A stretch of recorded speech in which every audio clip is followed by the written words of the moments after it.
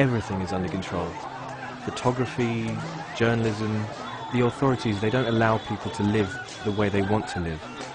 They tell us, we'll tell you how to live, how to take photos, how to work. Javad Mukhini was on the streets during those days. Now he's had to leave Iran, seeking refuge in Turkey because of the photos he took.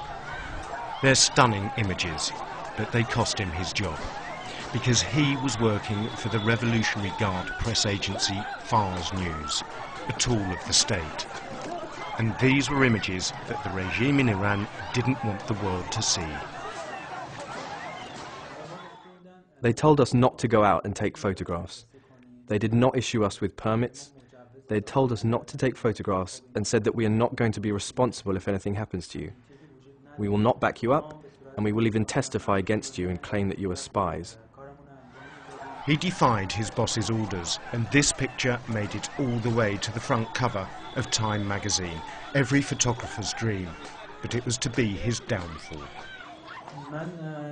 I took part in a meeting with the managing director of the Fars News and all the other photojournalists. He said he knew that 2 photographers had sent pictures abroad, and that if he found out who they were, he would deal with them severely. Javad fled, leaving with nothing but his camera, laptop and a change of clothes. I was afraid of flying. I took a risk coming to the airport. The passport officer asked me which town in Turkey I was visiting.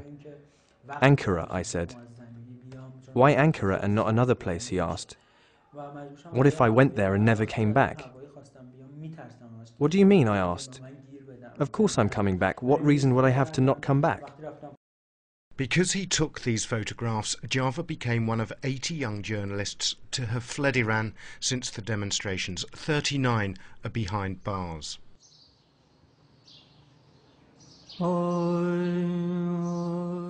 And even though Azadi Square has fallen silent, the resistance is far from over. Because now they've been joined by the old guard. The custodians of the revolution are turning too. The current members of the Revolutionary Guard are saying that they have become very disheartened. The situation is becoming unbearable. One of the best places to understand why is here, in the Martyrs' Cemetery just outside of Tehran. This solemn place is where the dead of the Iran-Iraq war lie buried. Millions died. For those that survived, the memory of this war and their sacrifice forms much of their thinking. We have given a lot of blood for the regime. We did not expect it to end up like this. General Mohammad Reza Mahdi is one of these war veterans who rose through the ranks to become a very senior member of the Revolutionary Guard. Up until 2 years ago, General Mahdi served in intelligence. These are his ID cards. Note the Revolutionary Guard insignia in the top right-hand corner.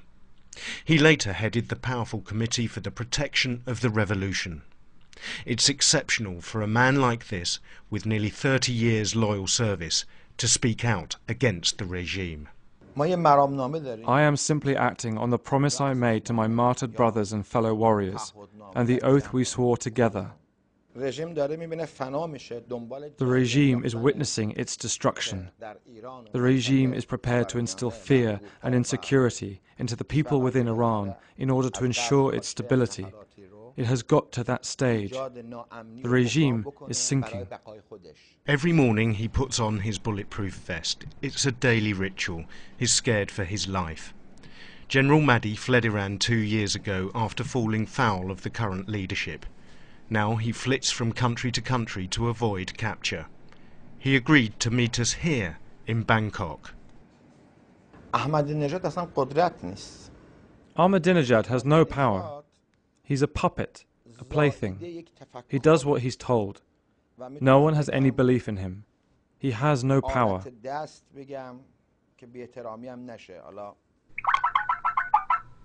سلام علیکم آقا.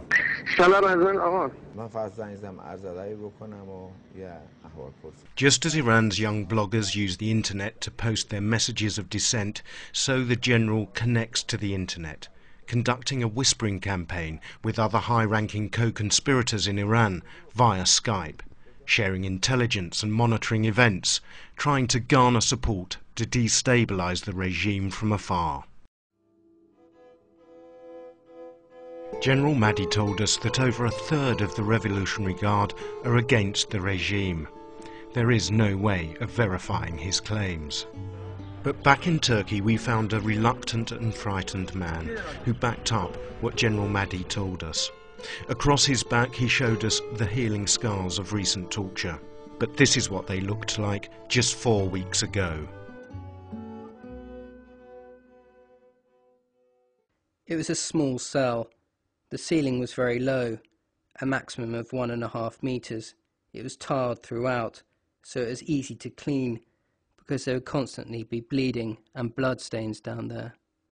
But this man was no student dissenter. He was a loyal son of the regime, a Republican guard, tortured for helping protesters. They used to pretend our loved ones had been arrested and that they were there. You could constantly hear the shouting and screams of torture. The regime has turned on its own. This revolution may have begun with the young, but now the men of the Revolutionary Guard, the conservatives, the custodians of the Islamic Revolution, are turning to stand alongside young men and women who are daring to take on the regime.